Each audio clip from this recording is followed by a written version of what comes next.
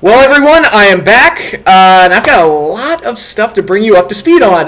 Many updates to the channel and what I'm going to be doing with the channel going forward, which I touched upon in my previous video a couple weeks ago, but you may have noticed that some of the changes have already occurred, namely, probably most obvious is the name of the channel has changed. It is no longer NYG for Life 123. It is now called Patrick's Crazy Place, because I'm creative.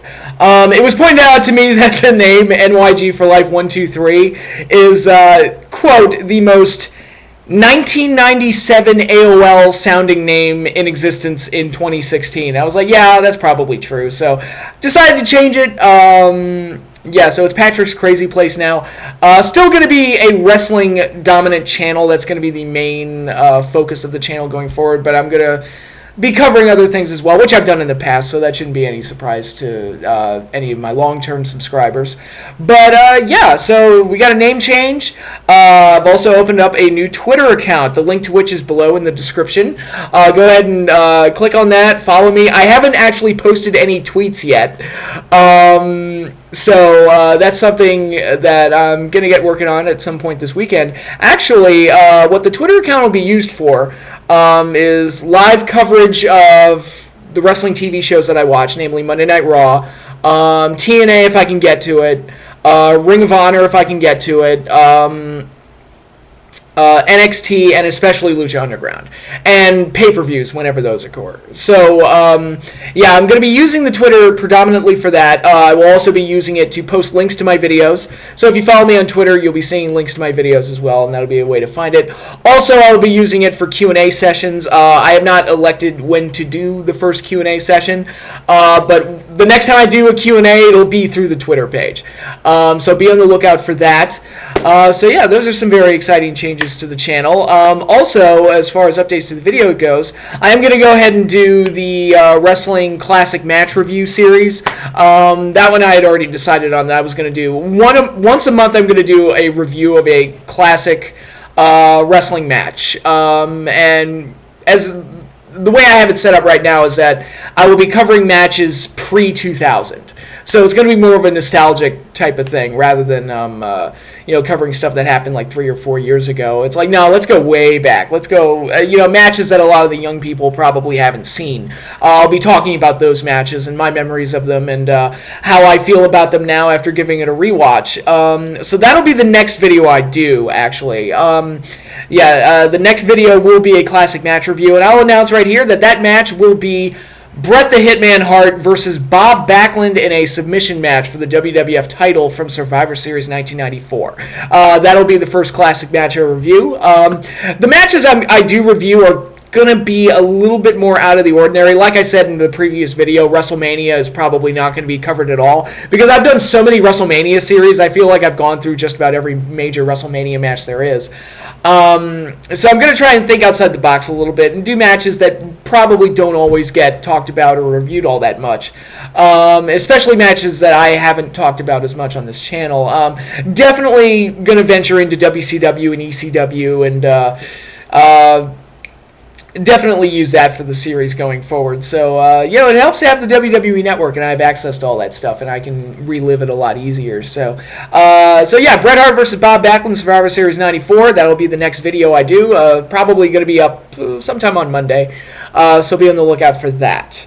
Now, I also mentioned that I was toying around with the idea of doing Star Wars related book reviews, basically doing reviews of the old expanded universe or any novelizations of the movies or any of the new books that come out. I was even considering working in the comic books for that as well, both the Marvel series and the Dark Horse series from the 90s. Yeah, I still haven't decided whether or not I'm going to do that. I don't know if anybody's overly interested in seeing me talk a ton about Star Wars, especially a bunch of books that a lot of which aren't even canon anymore. But yeah, if I decide to do it, those will probably start in around June. And once a month I'll review a Star Wars book and give my feelings on it. So and I also talked about whether or not I would do one book at a time or do if it's part of a trilogy, I would just review the whole trilogy all at once.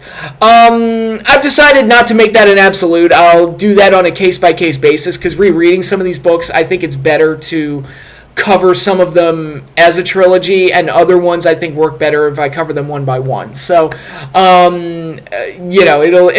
be more of a case-by-case basis. Like, the Thrawn trilogy would probably work best if I reviewed the whole trilogy all at once. Because that is one, cohesive story all the way through, and you really can't... It's hard to separate all three books and review them separately. It'd be, it would take me, if I do one a month, it would take me 3 months to get through it all. It's like, it's all one story. I might as well just review it all at once. So that's an example for sure. But then there are other ones like the Old Republic books. I have 4 of those, and those pretty much work well as standalones. So I'd probably review those one at a time. So again, it's going to be a case-by-case basis. If I decide to do the Star Wars book reviews, and if I have time to actually read through all the books again. So again, that's something I haven't fully decided on what I'm going to do. But I wouldn't mind doing it. And I think I've got some fun ways of talking about the books, and hopefully exposing people who aren't as familiar with the expanded universe, exposing them to that whole other corner of Star Wars fandom. It's funny, actually. Timothy Zahn, who was the writer of the Thrawn trilogy, which is really as far as the expanded universe goes, it really doesn't get much better than the Thrawn trilogy. That's about as good as it gets right there. And that was the one that kind of... It wasn't the first piece of expanded universe material for Star Wars, but it was the one that really got it off the ground and made it like, we can... There's more to cover with Star Wars. And the Thrawn trilogy was the one that really kind of opened up the doors to do that. He's going to be at AwesomeCon this year, and I'm going to be at AwesomeCon, so I'm going to get to meet him and get his autograph and stuff. So that'll actually be pretty cool. I'm actually pretty excited to meet him, because he's probably my favorite Star Wars writer. And not that the expanded universe was in short supply of good writers, but Zahn's work is just a cut above the rest. But so that's where I stand right now in the Star Wars book reviews. Still not sure if I'm going to do them, but if people are interested, just comment down below, and we'll see if I do that. But got through all the updates to the channel and the Twitter page and all that stuff. So continue to follow me, continue to subscribe to the channel, whatever. The support is always appreciated, and we're gonna keep having fun here, talking about wrestling and all sorts of other wild crap. So it's gonna be fun. There are 2 topics I wanted to talk about today for my return video. Both of them occurred this week, and I feel like they're worth talking about. One of them is very sad, obviously. On the same day that Prince died, which that was not fun, it was announced that Joni Laurer, I'm sorry if I mispronounced that, but China passed away. And I can't say I'm surprised, and I know it's unfortunate to say and feel that, but China's life had really just taken a huge downward spiral in her post-WWE life. This is a performer who was on top of the world. This was a woman who broke a lot of ground in the WWF, and did a lot of things that no other woman was allowed to do before. She won the Intercontinental title. She entered the Royal Rumble. She entered the King of the Ring tournament. She wrestled men. Like, no one had ever done that before in the WWE. So she broke a lot of ground, and she did it believably. That was the other thing. She was such a physical specimen that she could believably work with the guys and stand toe-to-toe with them. So it didn't feel out of place that she would be put in that position, and then she left the WWF under. We all know what happened there, and she just took a downward spiral after that, and never recovered. Never ever recovered. With drug use and alcoholism, and sex tapes and pornos and. It just felt like she never. Let's be honest here. What happened was that she was dating Triple H. Triple H cheated on her with Stephanie, and everything went to shit. And this is where I always felt sorry for her, is that she lost her potential family with Triple H. She lost that. She lost her job. She lost her home because she was living with Triple H. That's my understanding, anyway, is that she was living with him. And she lost her fame. She lost all of those things in a day, basically. I mean, that's a pretty tough situation to be in, and just, I mean, I can't imagine going through something like that. And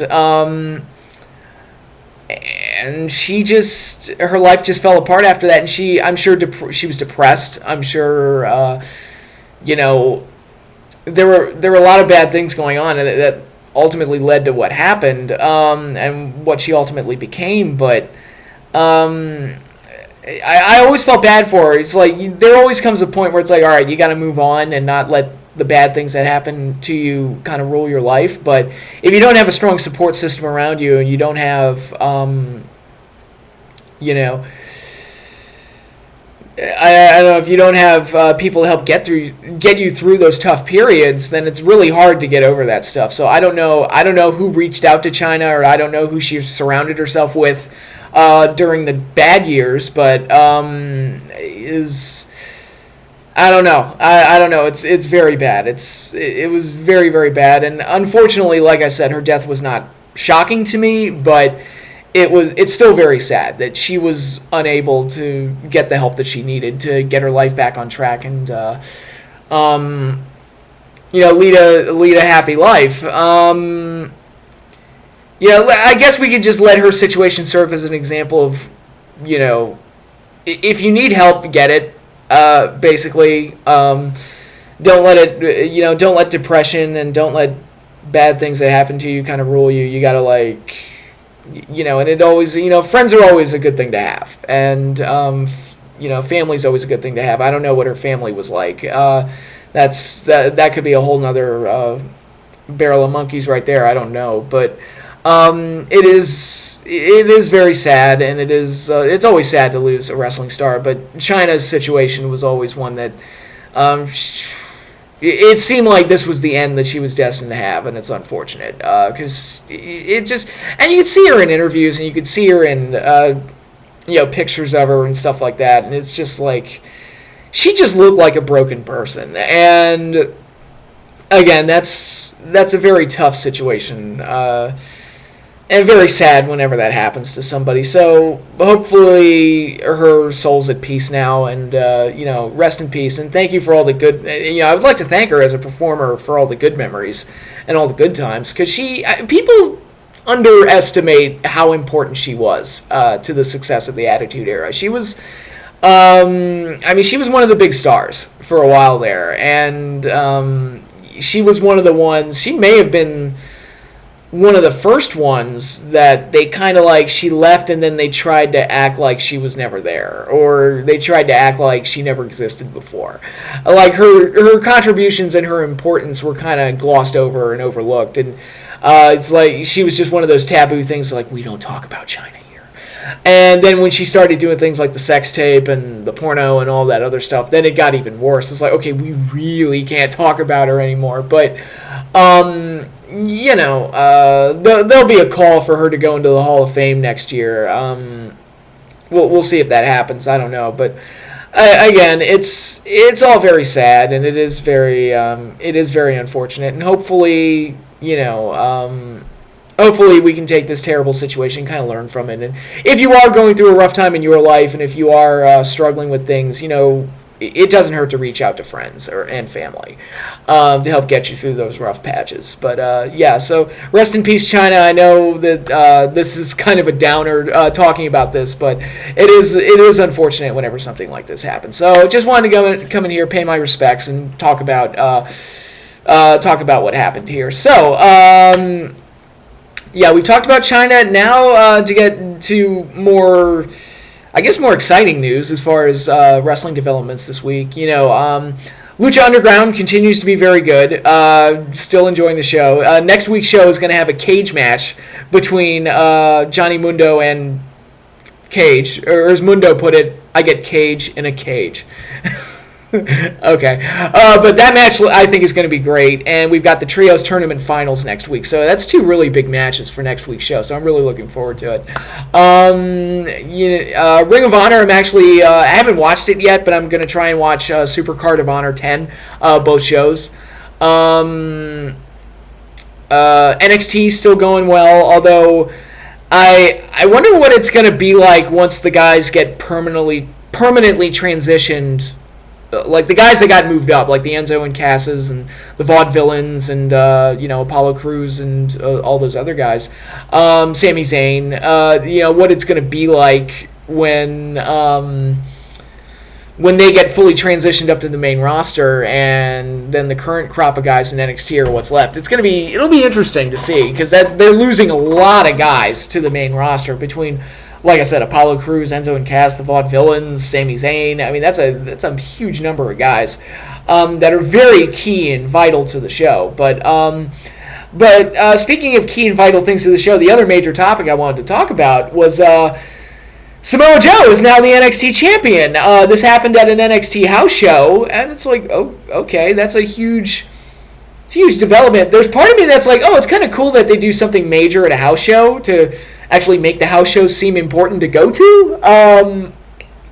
So that part of it's kind of cool, but there's also that cynical asshole part of me that's like, well, if they were just going to put the belt on him, why didn't they just put the belt on him in Dallas and actually make that main event worth something? Because, and I'm not trying to say that the main event at TakeOver Dallas was terrible. I'm just saying it was like, in the grand scheme of things, it wasn't that important. It was just, Finn just beat Joe again, and it's like, okay, it's like you did that at the last special too, and the added unfortunate situation with the doctors trying to keep stopping the match when Joe bled.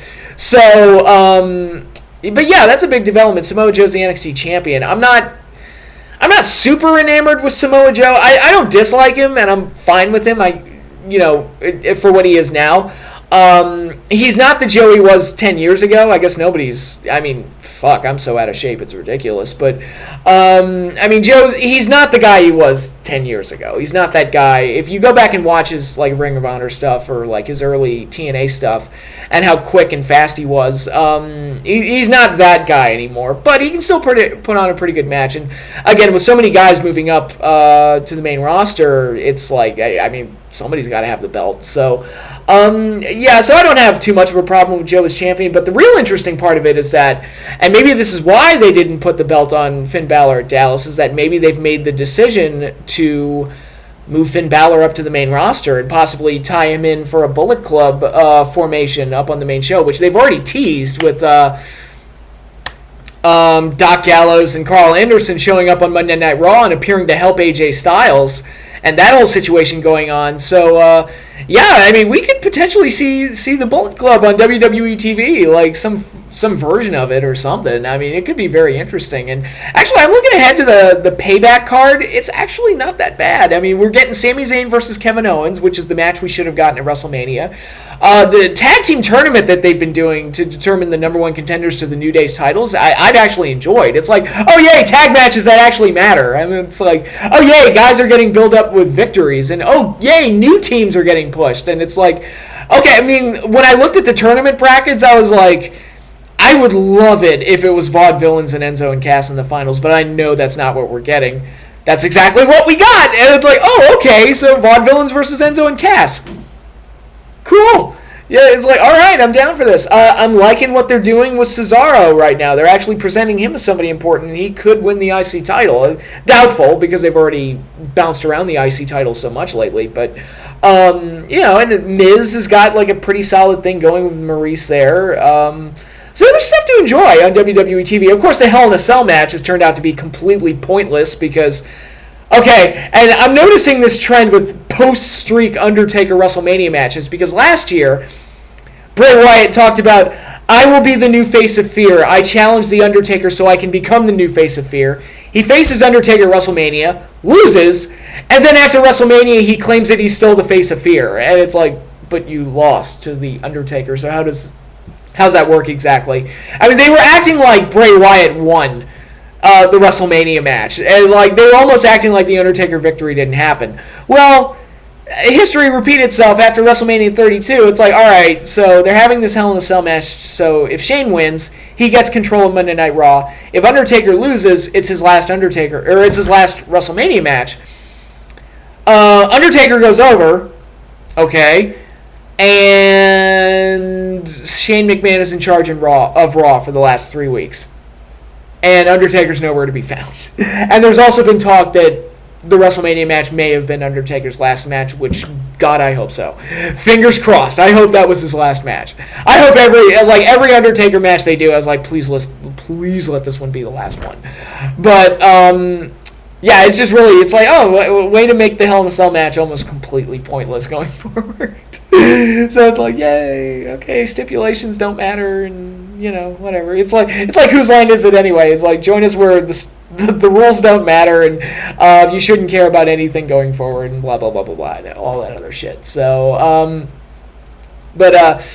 yeah, so Raw's actually doing some things that are at least a little bit more exciting than before, and they're pushing new, fresh faces and everything. I wish there would be some formatting changes. Like I said, if Shane had gotten control of Raw, I said that they could use him as kind of the new, like the spark that could change a lot of the formatting situations in WWE, just to freshen it up a little bit. Break through some of those old WWE tropes. Of course, the show's still 3 hours long, which that's going to be a problem for as long as they do it. But overall, I have been enjoying Raw more lately than I had before WrestleMania, so that's good. And hopefully that reflects in Payback. Even the main event, it's AJ versus Roman Reigns, which on paper you think, oh God, Roman's going over, but there's some intrigue there, again, with the Bullet Club and Roman Reigns possibly turning heel, and maybe he joins up with Anderson and Gallows. I don't know. There's a lot of different things they can do, and if Roman just beats AJ straight up, I'm gonna puke. But if they do something like a Roman heel turn or Bullet Club formation, or Finn Balor shows up and disrupts it, or whatever they got to do to make it interesting, they could definitely do that. So again, we'll see going forward. So we've got I think a couple more weeks until Payback. So we'll see how everything plays out. But yeah, it's great to be back, guys. So again, follow me on Twitter. The link is down below in the description, and I'll be doing a lot of fun stuff on there moving forward. And hopefully, we'll all have fun with this. And like I said, my next video will be a classic match review of Bret Hart versus Bob Backlund from Survivor Series 94. And I've got a bunch of other videos lined up moving forward, so stay tuned for all of that. But until then, I'm done for tonight, so peace out, everybody.